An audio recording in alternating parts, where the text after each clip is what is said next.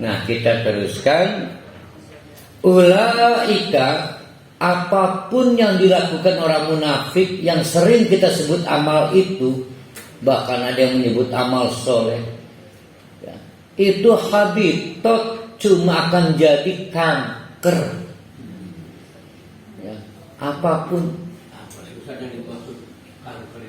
ya, kanker kan ngerambat dari sejak di dunia sampai akhirat, sehingga tidak ada yang bisa dipetik dari hasil yang kita sebut amal itu. Kan mereka sholat juga, bikin masjid lagi, bahkan ikut serta bikin masjid, bahkan bikin masjid tunggal, namanya nama dirinya Masjid Siti Rohali.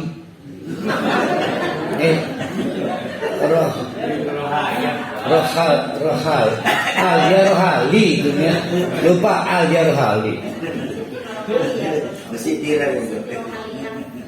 Nah, kita juga sering salah. Pertanyaannya kan selalu berulang-ulang. Saya nih terutama paling sering diminta jawaban, Ustaz, kenapa ya sholatnya mah bagus, tapi aduh omongannya tuh nggak enak didengar. Yang salah tuh bukan dia, yang salah tuh kamu menyebut sholatnya bagus. Karena nggak mungkin orang sholatnya bagus omongannya menyakitkan kamu. Ya, kan kita yang salah sebetulnya. Aduh sayang amat ya, rajin sholatnya bagus, ibadah bagus, tapi kok gitu ya, ke istri kasar, ringan tangan. Udah ringan tangan, mengepalkan tangan, bahaya. Pelit, bukan pelit, petinju. Gimana itu Ustaz hukumnya? Yang salah bukan suaminya si orang itu, yang salah itu kamu menilai ibadahnya bagus. Karena nggak mungkin orang ibadahnya bagus kasar ke istri, itu mustahil lah. Tidak mungkin bercampur kebaikan dan keburukan dalam satu loya, nggak mungkin. Tapi kan, nah kalau kita julid, kalau begitu gimana itu Ustaz? Itu betul-betul sholat, nah Allah yang paling tahu. Tapi kurang lebih bisa kita duga, sholatnya ya karena cari pamor. Ya kurang lebih kayak saya lah, pengen dilihat anak saya. Sebab kalau saya nggak begitu, anak saya nggak gitu. Itu beda motifnya. Oh beda ya, beda ya. Alhamdulillah, saya berarti enggak ya. Kadang-kadang saya pengen di alam istri lagi. Sebab istri saya itu ngancem saya terus itu. Saya sering itu dipaksa nambah istri ke Allah Akbar ya. Itu menambah gimana? Oh.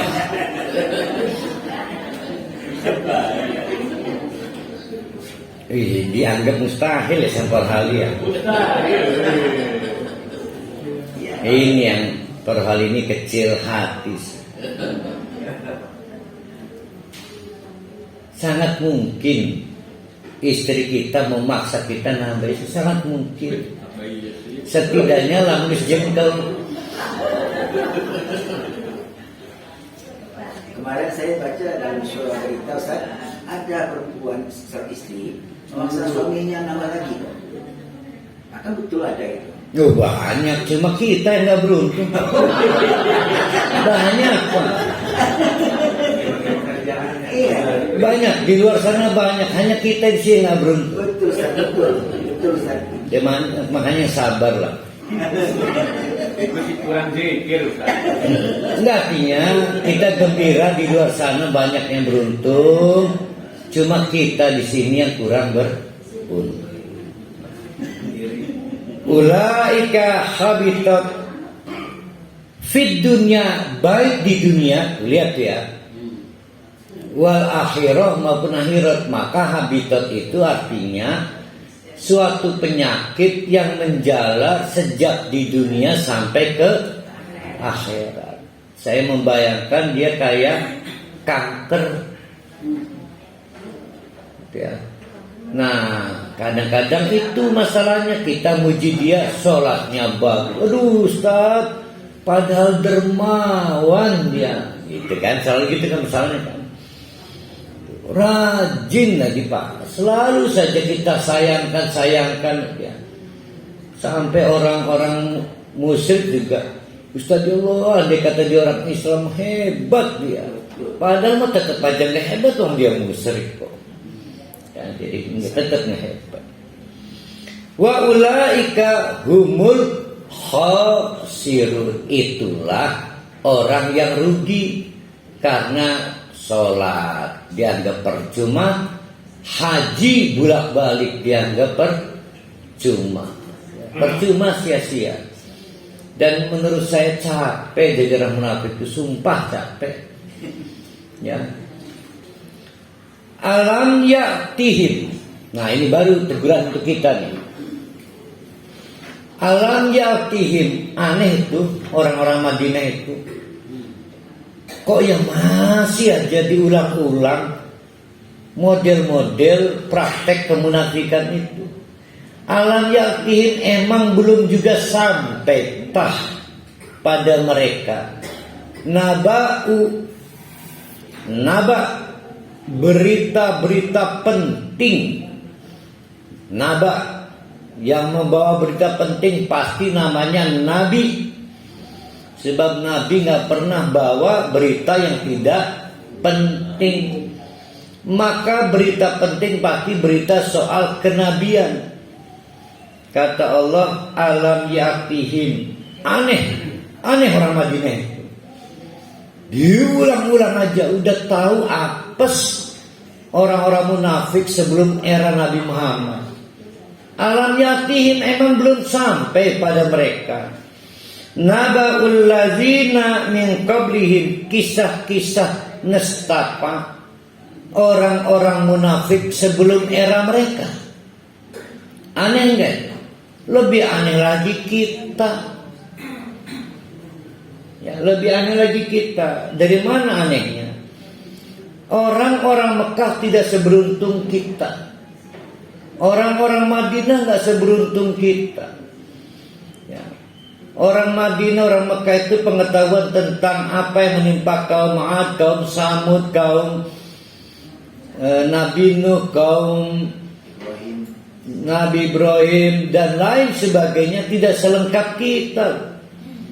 Kita ada WA, ada medsos, mudah ya tahu bahwa semua gagal program kemunafikan itu.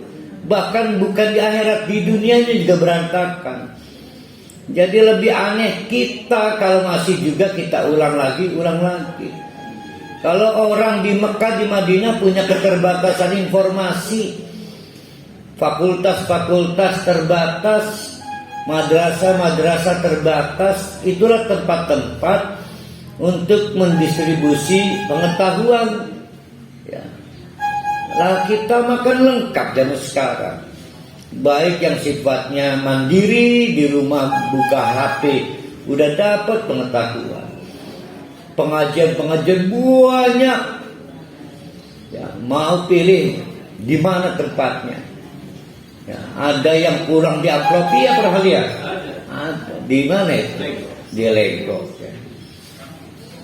Jadi aneh kalau masih diulang lagi. Apa yang terjadi, misal ya, min qablihim qaumi Nuhin, kaumnya Nabi Nuh. Kenapa kaum Nabi Nuh diazab? Karena melawan atau tidak taat kepada Allah dan Rasulnya. Orang munafik itu sama dengan orang kafir, ujung-ujungnya tidak taat juga. Kaum Wa'adin, kaum Nabi Ad, nabinya siapa namanya itu? Nabi Hud apa Nabi Soleh? Hud. Wa Samuda, kaum Nabi Soleh, kaum Samud. Wa qaumi Ibrahim, kaumnya Nabi Ibrahim. Pada waktu itu rajanya Raja Namrud. Lebih kuat, lebih kapitalis, dan punya kapital sosial yang lebih besar. Hancur kok. Ya mau ditiru apa orang mereka, akhirnya hancur semua kok. Wa ashabi Madyana, kaum Madyan. Wal mu'tafikati, juga kaum lainnya. Ya, banyak versi di tafsir ini. Apa sih al-mu'tafikat itu? Silahkan kembangkan sendiri ya. Yang jelas hampir semua yang coba-coba melawan Allah, baik dengan kekafiran nyata atau kemunafikan, hancur semuanya. Jadi mau nyoba-nyoba lagi. Hei orang-orang Madinah, atathum rusuluhum bil bayinat. Mereka itu semuanya didatangkan rasul-rasul terbaik dari Allah. Ada Nabi Hud, Nabi Soleh, Nabi Ibrahim, Nabi Musa, dan nabi-nabi lainnya. Membawa keterangan, membawa penjelasan. Satu, taatlah kepada Allah. Dua, taatlah kepada Rasulullah. Tiga, siapa yang tidak taat, baik dalam kekufurannya maupun dalam kemunafikannya, pasti akan diazab Allah, baik di dunia maupun di akhiratnya nanti. Nggak berubah tuh dari dulu sampai sekarang dan sampai nanti. Fama kana Allah liyad limahum, dan Allah itu nggak pernah kok sewenang-wenang. Azab apapun yang menimpa orang-orang itu semua karena sunnatullah Allah. Sudah diatur. Jangan melanggar, jangan tidak taat. Kalau melanggar dan tidak taat pasti diazab, baik di dunia maupun di akhirat. Dilanggar juga maka terjadilah azab. Jadi tidak ada kesewenang-wenangan dari Allah itu. Walakin kanu anfusahum yadlimun, justru mereka lah yang ngamplong ya, sehingga menganiaya diri sendiri. Nah, kita nih sekarang ya lebih mudah mendapatkan pengetahuan Islam. Diulang lagi kemunafikan itu.